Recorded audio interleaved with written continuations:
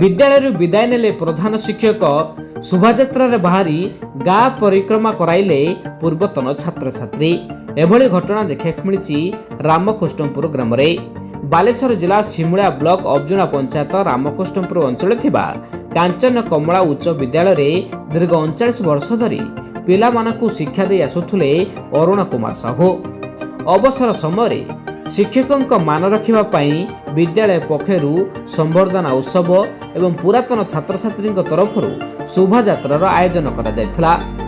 बहु घात प्रतिघात सही छात्र छात्री को मनीष परी मनीषटीए तैयारी करि परिछंती अरुण सार। खास एथिपाई अंटा भिड़िछंती पुरातन छात्र छात्री एवं शिक्षक शिक्षयित्री।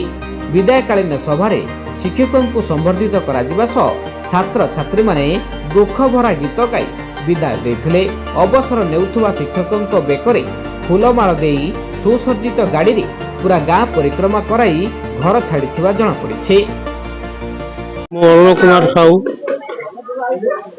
पूर्वतन प्रधान शिक्षक कांचन कमला उच्च विद्यालय रामकृष्णपुर। मु 2/2/87 नियुक्ति पाई 28/2/2026 अवसर नहीं। समय सुजोग अभाव हेतु संवर्धना सभा हो पारि नथिला।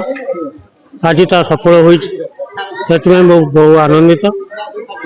विद्यालय उत्तरोत्तर उन्नति करू। पिला माने प्रति वर्ष रिजल्ट भल करंतु जे यही आशा रखुची। शिक्षक अभाव थिबारु जो अनुरोध मु रक्षा करी विद्यालय को आसबि शिक्षादान करी। कारण पिला और छात्र मध्य जो संपर्क ताको भूली हेबनी।